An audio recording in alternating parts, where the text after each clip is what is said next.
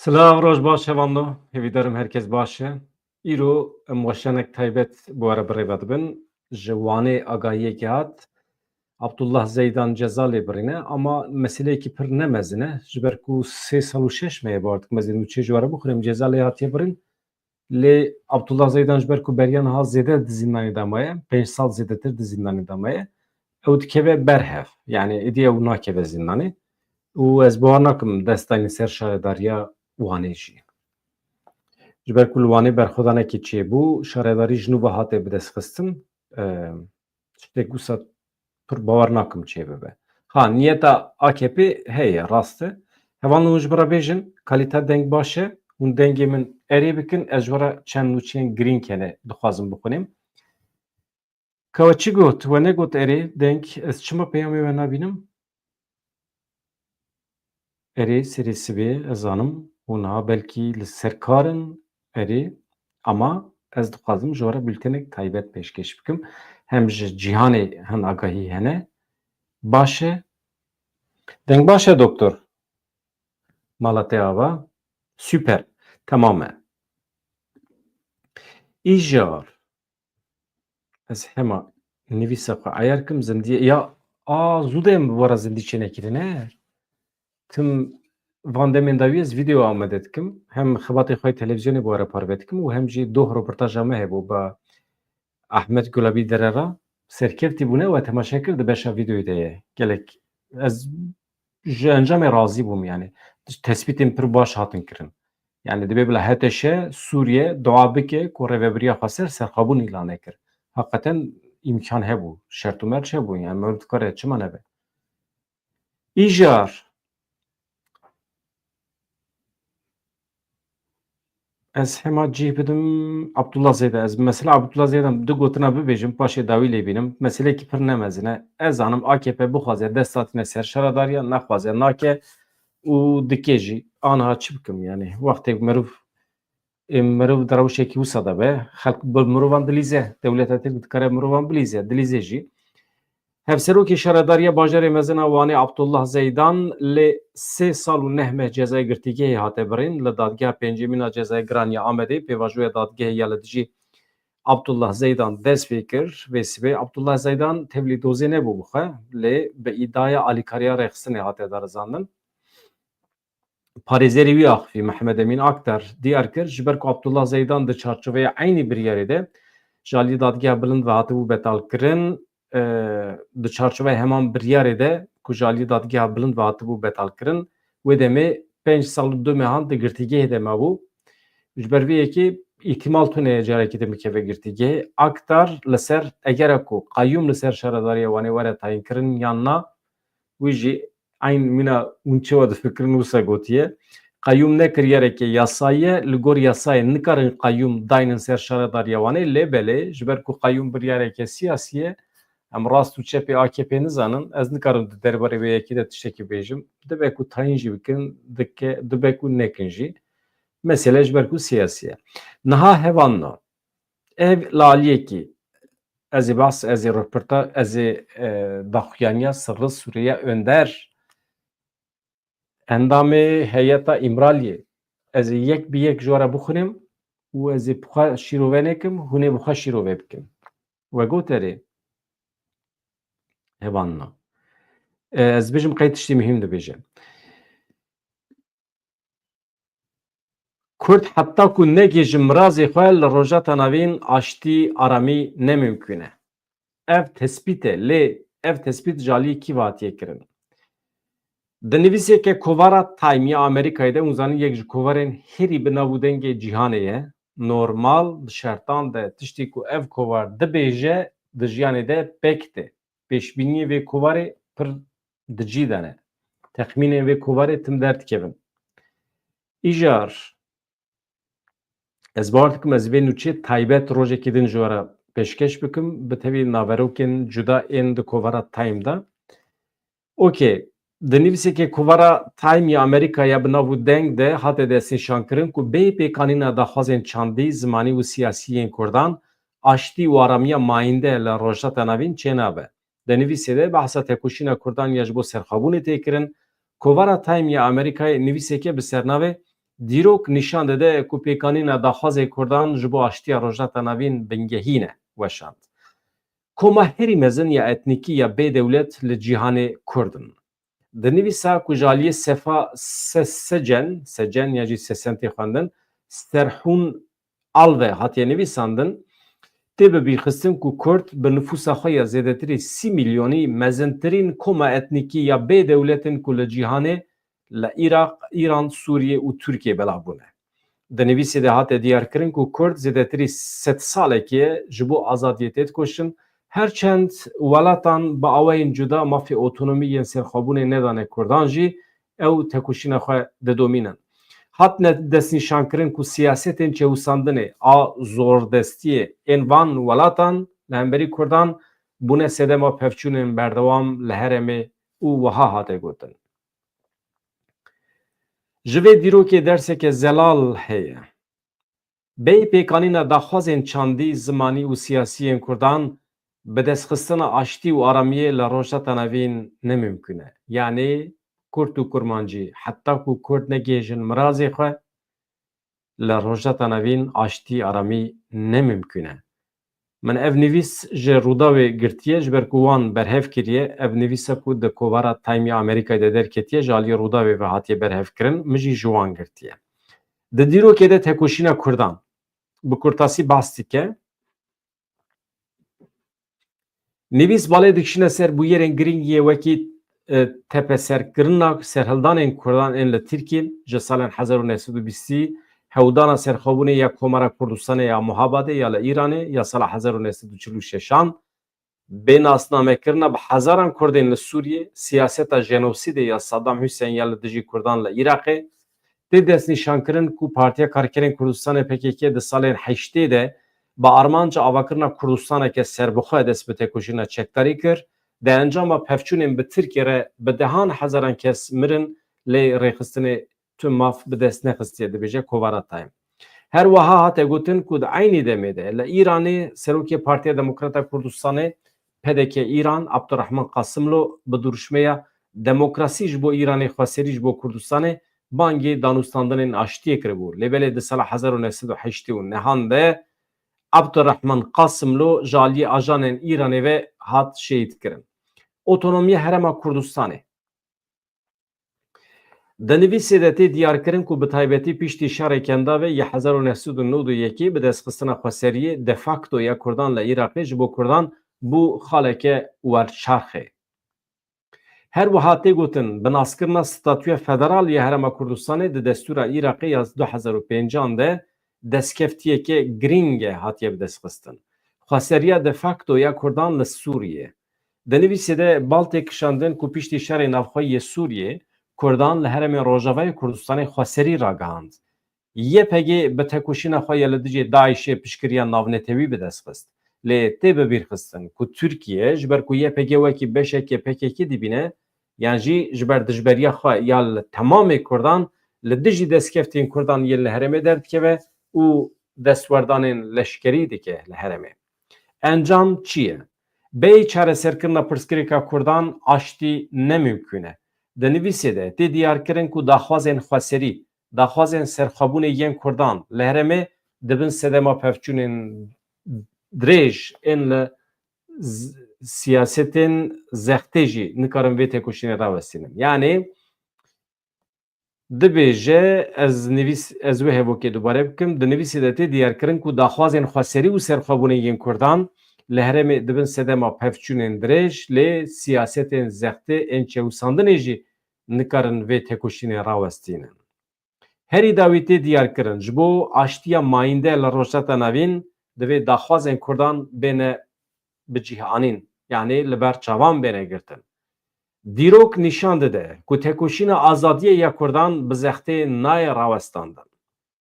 Lêbelê hewldana avakirina dewletekê yekgirtî ya Kurdan dikare bibe sedema pevçûnên nû bi dewletên herêmê re.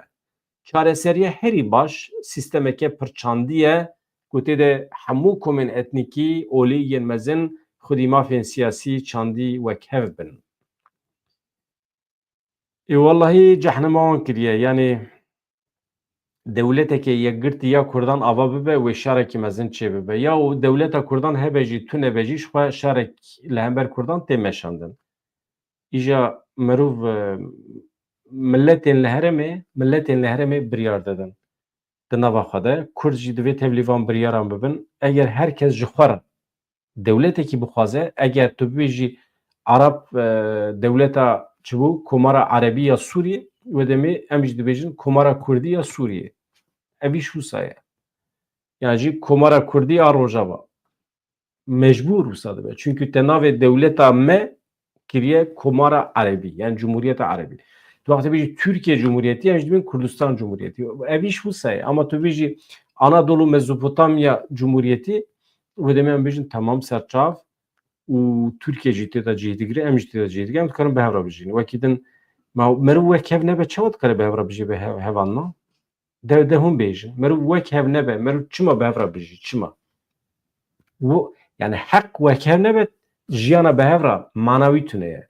Tu tiştekî aydê Kurda, tu mafekî aydê netewa Kurd dibin heqê Tirka re nabînim. Yani tu car vê dünyayê de ez nikarim erê bikim. Ez ji we re tiştek bêjim? Min ev gotin ji Murat Qarayîlan bihîst. Hem jê rûbirû. Min dîrek ji devî wî bihîst. Soz da. Got di vê dünyayê de ve Murat Qarayîlan ana dengê min dibîse înşallah silav û rêzê xwe jî radişînim. Min ji devî wî bihîstiye ji bo yê divê soza min e. Carekê em hata rûbirû çi got? Heta ku ez sax bim li vê dünyayê, heta ku mafê Kurdan û ê Tirkan nebe wek hev, ez ê tekoşîna xwe bidomînim. Yani ne mümkün e di welatekî de heqê Tirkan serdest be, ê Kurdan bindest be, yan jî kêm be. Ne mümkün e. Tu Kurdekî nikare qebûl bike. Vicdan nikare qebûl bike. Pîvanê mirovahiyê nikare qebûl bike. Yani ew pîvanê ku vê yekê qebûl bike ez red dikim. Çima? Bila wek hevî be. Kurd jî netewin, Tirk jî netewin. Heman no ez didomînim. Em warin ser meseleya Sırrı Suriye Önder di banga Öcalan da dibe hassasiyetên Tirkî jî hene, rêya çareseriya doza Kurd jî hene.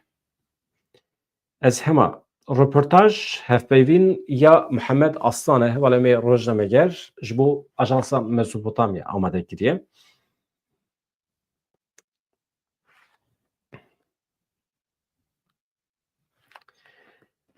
Endamê şandiya Emiraliyê Dem Partiyê Sırrı Suriye Önder tekildarê banga dîrokî ku tê payîn Abdullah Öcalan bike ji Ajansa Mezopotamya re axivî çi got? Peyvîra dikeve ser milê civakê û me ew e ku em baxçê aştiyê li ciyê tê tesewîrkirin ava bikin. Hevan do du me tiştê ku ser çêkiribûn dixwaze em nivîsê danêm ser ekranê em ji xwe re bi hev re bixwînin. Nexweş bû. Em ji xwe re nivîsê danê ser ekranê hem hûn bixwînin hem ez bixwînim. Ma çima ez bixwînim hûn li min temaşekin? Ez rast nabêjim. Em ji xwe re bi hev re bixwînin.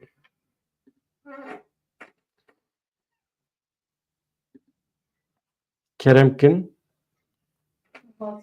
Ez zindî de me. Tamam, ez zindî de me.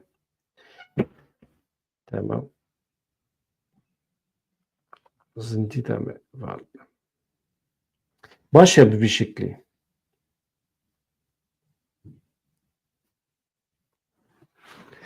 Suwar welat tu çi dibêjî hûn û bültena xwe ya taybet bi xêr bên. Mala te ava Suwar welat her hebî. Ya hûn çi camêr û canikê baş in ya. Hevalên ku cara yekê me tê li me temaşe dikin ji kerema xwe re bibin abone û tim biçin vîdeoyê me berê jî temaşe bikin. Pirkê xweş dibim. Ev kanala me ez bêjim kanala yekê me di nava Kurdan de wisa bi îstikrar dimeşe her roj weşanê dike. Wisa tune ne? Êş kerema xwe re piştgirî bidinê. Ev kanal ya we ye ya me hemiyan e. Hevan no. Me çi gotû em nivîsê bi hev re dixwînin ka ez vêya mezin kim ne? Ez jî hinek xuya kim ya. Okey. Ev jî dibe. Na, ev baştir e. Tamam. Emusa bi hevra nivîsê bixwînin çêtir e.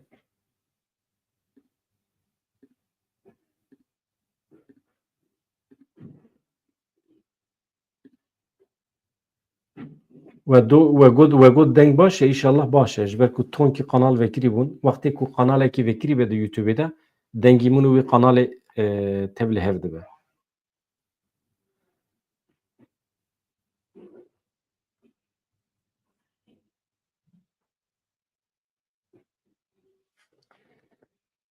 Deqekî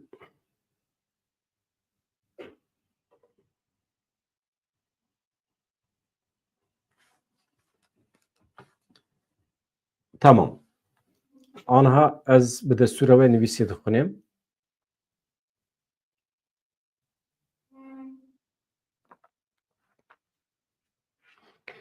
Endamê şandiya İmraliya Dem Partiyê me gotu bi Serê Sûreya Önder tekildarê banga dîrokî ku tê payîn Abdullah Öcalan bike ji Ajansa Mesopotamya re axivî got peyûra ku dikeve ser milê civakê û me ew e em baxçê aştiyê li ciyê tê tesawîrkirin ava bikin, dibêje Serê Sûreya Önder. Niha ez hinek nivîsiya reş bikim ji bo hûn bizanibin ez ji Kurdrê dixwînim.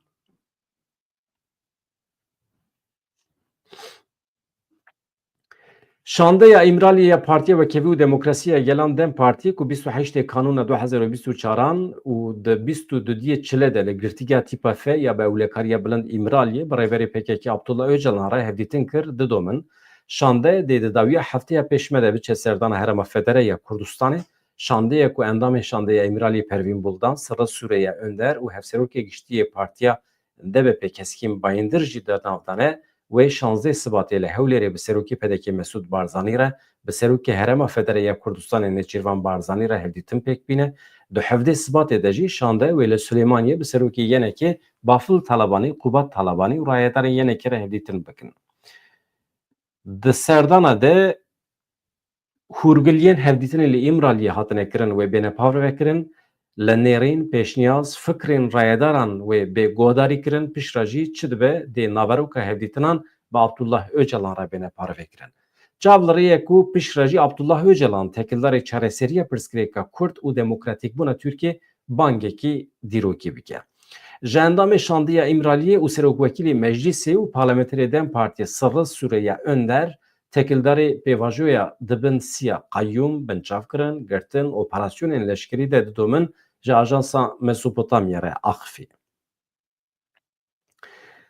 Di demên dawiyê de ez bawer dikim ev pirs e, di demên dawiyê de operasyona wêrîş zêde bûne derdorên îqtidarê zimanekî dijber bikartînin li gorî we di vê rewşê de pêvajo wê çawa pêş bikeve. Abdullah Öcalan ji vê pêvajoyê çi qasî hêvîdar e bihêviye. Pirs ev e. Tê fehm kirin? Gelek baş e ne?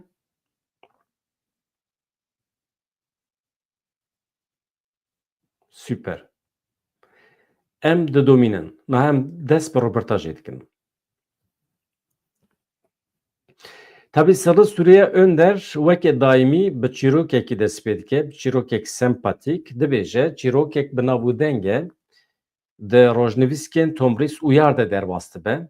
Du heval tekildarê keşîşxaneya Parmayê de di navbera xwe de daxivin. Yek jî dibêje ku keşîşxane mîna di romanê de tê vegotine, yani romanê de çawa hatiye nivîsandin eyn bi vî şiklî ye.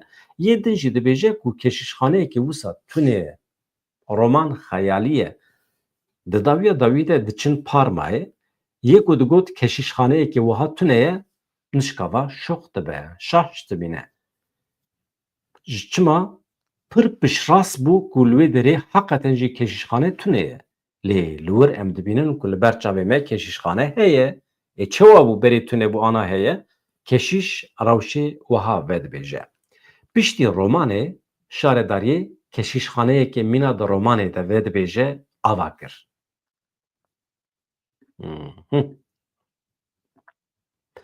Belê, li aliyekî bangên ji bo biratiyê, li aliyê din polîtîkayên qeyyûm û operasyonan. ev ji bo pêşxistina vê pêvajoyê rêlber gumanên ciddî vedikin. Bi taybetî jî gelo di asta dewlet û rêveberiyê de îradeyeke diyarbûyî û ya li ser lihevkirin heye yan na. Ev pirs ava dibin. Li gel van ne ji bo ku van rewşên neyînî rewa bikin lê divê mirov ji bîr neke ku di pêvajoya çareseriya pevçûnan de canan hewa dawiyê jî rewşên neyînî rû didin. Divê ez vê jî diyar bikim. Divê mirov rewşên neyînî ve neguherîne agahiyên teqez û agahiyan jî ve neguherîne xweşiyê. Ege em wiha bikin, em ê bibin sedem ku êşên heyî hê mezintir bibin. Li vir de siyaset dîsa şêweyê axaftina xwe bigire û em ê tu tiştekî bi dest nexin. Me bi rêz Abdullah Öcalan pir bi kêfxweşî bi coş dîtibû ji ber ku bi pêkanîna îhtîmala aştiyê ya tê hedefkirtin dixebitî ji bo vê dixebitî û li gel wê fikriyê ku ev pêvajo dê her kesî metevan bide jiyîn mijara esasî ya hêviyê dide ev e. Niha ez vê ji we re bixwînim. Divê ez mînaka parmayê dubare bikim. Niha weke şande em du caran bi birêz Abdullah Öcalan re hatin gel hev. Ev tê wê watê ku em di qonaxa nivîsandina berhemekî de ne. Li gorî min divê em helwesta birêz Abdullah Öcalan raber dike rast fam bikin. Em qala çareseriya pirsgirêkekê dikin ku bi êş li demê belav biye, ji hêla civak û dînamîkê wê ve pir wêranker biye. Divê mirov li bendê nebe ku di nava yek do rojan de her kes û her tişt biguhere. Em nikarin rewşeke ku her tişt baş ve nîşan bidin. Divê serdemê de ne ciyê bendewariyên pir mezin heye ne jî ciyê reşbînî heye. Me bi rêz Abdullah Öcalan pir bi kêfxweş dît, coş dît. Ji ber ku ji bo pêkanîna îhtîmala aştiyê ya tê hedefkirtin dixebitî, li gel wê fikriyê ku ev pêvajo dê her kesî metevan bide jiyîn. Mijara esasî ya hêviyê dide ev e. Li ser navê xwe jî Sırrı Suriye Önder didomîne. Li ser navê xwe jî ez dikarim ji bo vê rewşa li ber mirinê wiha bibêjim, li hemberî her hêviyekê baş keşîşek û qasabek derdikeve. Lêbelê em dikarin îhtîmala herî piçûk jî ne teslîmê weazên keşîşan ne jî teslîmê kêra qasaban bikin.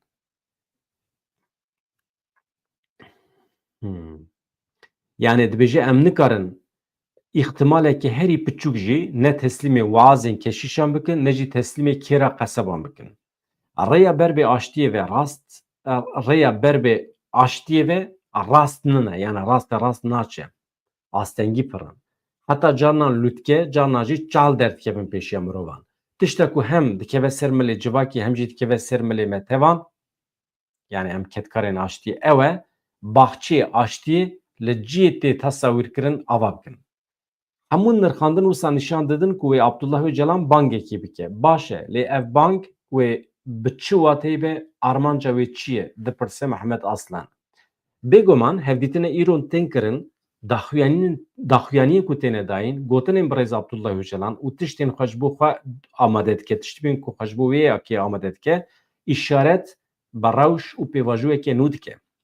Lêbelê divê em vê serdema nû li gel tiştên di navbera 2013-2015 de qewmîne nedin berhev. Li gorî wê nenirxînin.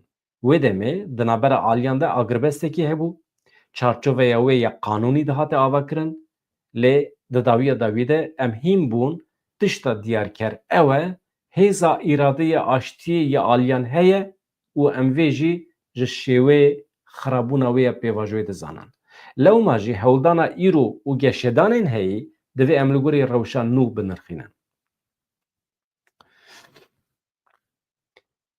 Mîna we em jî bi kelecanekê mezin li benda banga birêz Abdullah Öcalanan. Em dikarin pir tiştan bibêjin û pêşdîtinên xwe ve bibêjin, lê ya esasî gotinê wî ne elbet.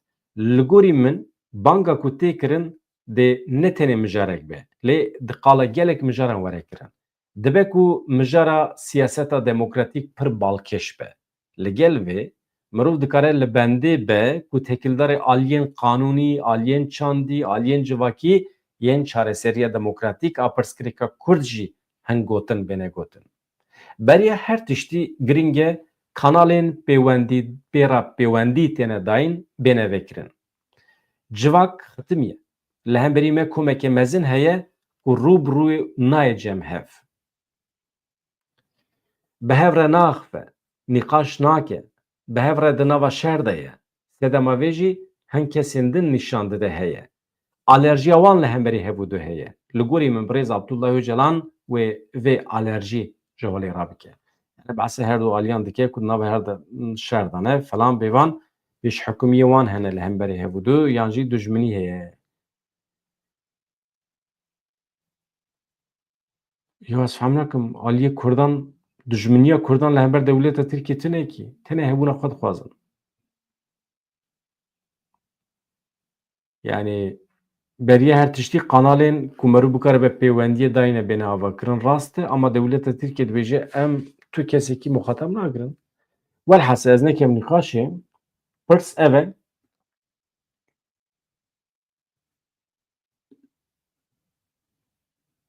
hevanno deqekî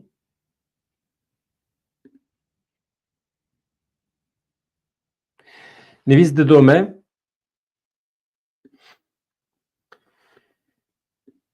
ez wisa reş dikim ji bo hûn jî bikaribin bişopînin bi min re. Di perspektîfa çareseriyê ya tê pêşxistin de pozisyoneke çawa ji bo Bakur Rojhilatê Sûriyê tê fikirî? Ev kurmanciya Ajansa Mezopotamya ji bo ya dest nadime çawa tê nivîsin wisa dixwînim. Sedîn sed ne kurmanciya min e yani kurmanciya min nêzê vê kurmanciya ama ne hinek çev cuda ye. Dibêje bêguman di vê perspektîfa çareseriyê de cihê geşadanên li Rojhilata Navîn diqewimin û nirxandinên têkilderê wê mezin in. Êdî derkete holê ku Rojhilata Navîn nikare mîna berêbe. Birêz Öcalan hilweşîna Sûriyê wekî hilweşîna peymana Sykes-Picot nirxand. Vê peymanê berjewendiyên Îngîlîstan, Fransa û Rûsyayê esas kirt. Haka Kurdan li Rojhilat didan Rûsan, li başûr Rojhilat jî didan Fransyan. Pengava Birêz Öcalan ya aştî esas digre jî weke bersiveke li hemberî vê rewşê tev li hev daxwaza pêkvejiyana ya gelan, civakan, tîne ziman em dikarin bibêjin pêvajiyeke civakparêz ya rastexîn pêşniyaz dike.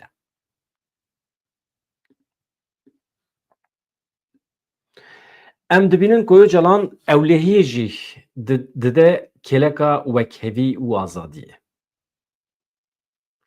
Lewma jî li gorî min ez vê gotina rex hez nakim ji kerema xwe re ji bo ez dibêjim cem.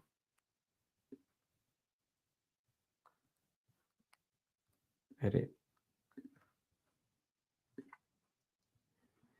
em dibînin ku Öcalan ewlehiyê jî dide cem wekhevî û azadiyê. Lewma jî li gorî min hedefa sereke ew e ku rewşa pevçûnan were bi dawî kirin.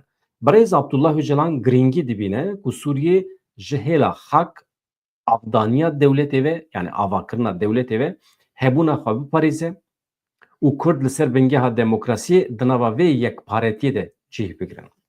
Ez vê dobare dikim mühîm e. Birêz Öcalan giringî dibîne yani giring dibîne mühîm dibîne ku Sûriye ji aliyê xaka xwe ve avadaniya dewletê ve hebûna xwe biparêze Kurd jî li ser bingeha demokrasiyê di nava vê yekparetiyê de cih bigirin. Çawa ku di nava dewletê de dewlet nebe berova jî vê bêguman nayê qebûlkirin ku Kurd jî di nava netewperestiya Ereban de bihêlin. Dîsa jî ya herî baş ew e bi xwe Öcalan bîne ziman. Yani Öcalan bi xwe bîne ziman ka dawa çareseriyekê çawa dike. Em dikarin bibêjin xwedî nêzîkatiyeke ku ji rewşa pevçûnan dûr were sekrandin bi baldarî nêzî hasasiyetên Tirkiye bibin, helwesteke ku xwe dispêre demokrasiyê, pêşxistina saziyên demokrasiyê. Yani tabii bana şîrovên sırrı Süreyya Önder'in yani ji were bêjim li Sûriyê mesela aynı wisa dibêje yani tabii ev bahsa Rojavayê Kurdistanê dike em dikarin bibêjin xwedî nêzîkatiyeke ku ji rewşa pevçûnan dûr were sekinandin tamam. Ya kî pevçûnan derxistiye kî? Ya Kurdan êrişê kî kiriye ji mirîşka kî re gotiye kış? Kurdan tiştekî nekiriye. Bi baldarî nêzî hasasiyetên Tirkiye bibin. Ya hasasiyeta Tirkiye yek hasasiyetekî Tirkiye ye. Du tune ye. Kurd tune bibin. Hasasiyetekî Tirkiye ye Kurd tune bibin. Yani Türkiye çawa dixwaze li Suriye di çarçoveye demokrasiye de Kurd hebûna xwe biparêzin. Yani eğer mîna Türkiye Kurd ferdî bimînin yani şahıs bimînin bibin hemwalatiyên Suriye Kurd bê mafê netewî yani vê yekî bir bikin. Ne mümküne.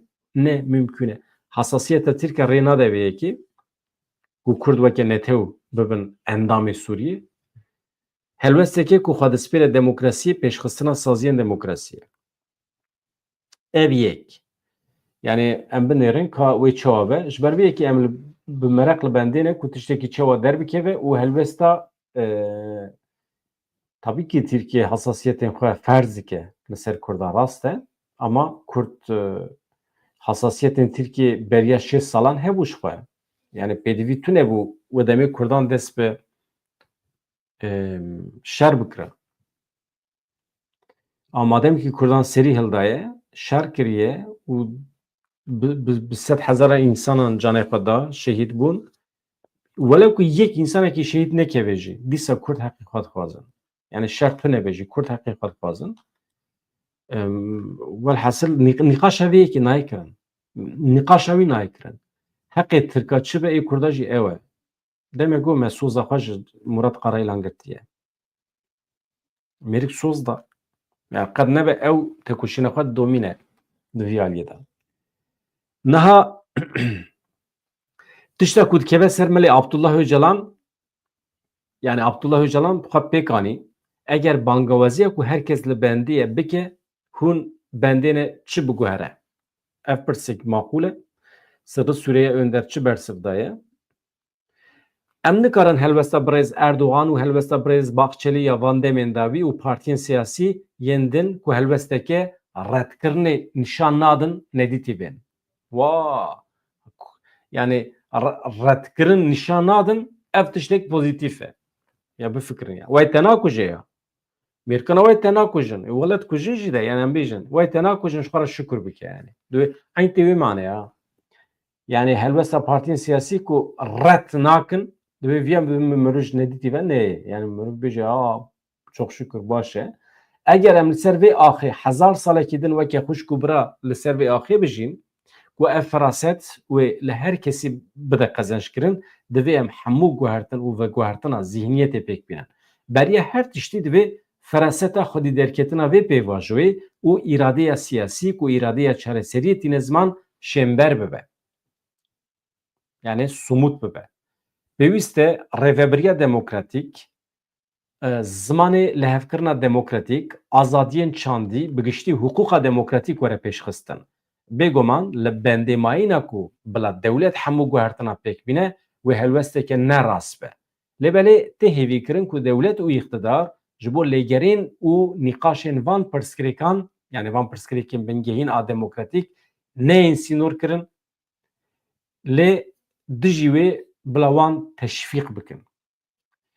Wefhem nekiribe ne meseleye eger pêvajo bi serfirazî pêş ve biçe ev rêyekî dirêj e ku ji bo vê hewldan hebin.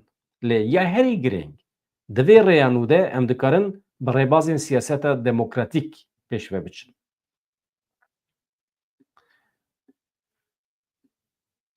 Hevanno naverok li gorî dilê wê ne li gorî dilê wê ne mîhîm e em ji xwe re bi hev re dersa xwendinê çê dikin. Ew xweş e kêfa min tê. Qed nebe em ji xwe re kurmanciya xwe pêş dixin. Carekî din derkete holê ku rastiya tecrîdkirina Öcalan di pirsgirêka Kurd de çareseriyeke rast a siyasî derxistiye holê. Ev rastî nêzîkatiya tendurist a li hemberî wî derdixe holê ji xwe rastiya jiyanê jî vê îfade dike. Armanca bingehîniya tecrîdê ew e ku ev rastî neyê dîtin û ziman. Eger niha ji aliyê lîderên Tifaka Cumhur ve jî ev bang hatibin kirin wê demê tu wateya pergala tecrîdê nemaye. Dewamkirina tecrîdê tê wateya berovajîkirina pêvajoyê. Bi pêşketina vê pêvajoyê ve divê pergala girtîgeya îmralî jî bi dawî bibe. Aha tişta ku me fehm kir ev e deqekî em vê jî bixwînin. Di vê mijarê de amedekariya ciddî heye, asta wê çi ye em nizanin lê divê li gel bangawaziyê derfetên ku bikare be baweyekî azad û ewle xebatan bike bê afirandin. Ji bo selameta pêvajiyê muxatabiya wî ye azad û wekhev pir giring e. Divê şert û mercên lezgîn û tendurist bikevin devrê. Birêz Öcalan dizane ku bingeheke vê heye. Di demên borî de dema Özal xwest hevdîtinan pêk bîne, qanûna derxistinê ya bi şert derxistibû. Partikin basa qanûnê zîndanê dike yani. İndirim yani. Daxistinê. Qanûna daxistinê ya bi şert yani. Erbakan jî dema bi armanca hevdîtina name amade kiribû, pêşniyaz kiribû ku 5 salan qedexeya siyasetê hebe.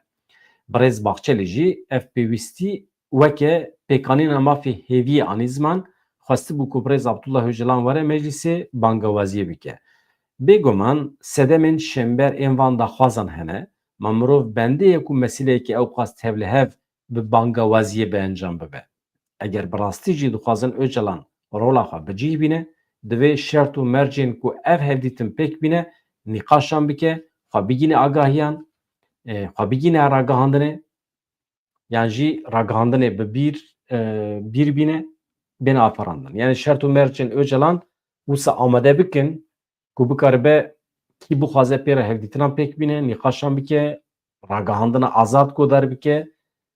Di mînakên cîhanê de jî hatiye dîtin ku dema çareseriyên bi vî rengî heta şert û mercên girtîgehê neguherin, heta xebata azad neyê kirin, ne li bendê ne ku bangewazî bê kirin. Lê tiştê guha jî heye, te jî tenê pêkanîneke girtîgehê nine, bersivdayîna banga Öcalan jî herî kêm bi qasî te jî tê giring e. Dibêje Sırrı Süreyya Önder di hevpeyvîna xwe ya bi Mihemed Aslan re. Hevan ew qase? Yani ew qase? Êdî li gor dilê we ne li gor dilê we nizanim.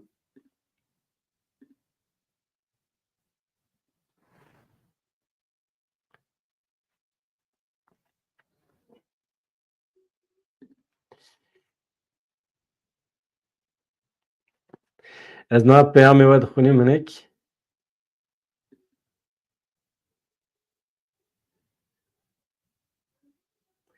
Baş e. Yani ez ji were dixwînim ya mesele hassasiyetê me Kurdan a esasî ye.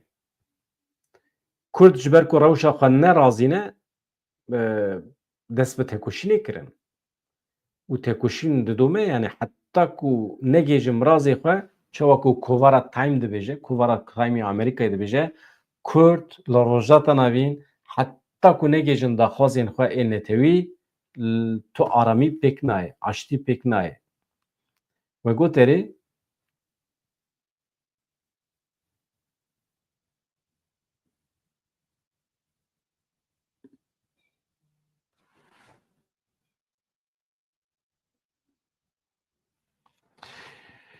baş e. Bi xatirê we bi hêviya rojên xweş azad dem baş.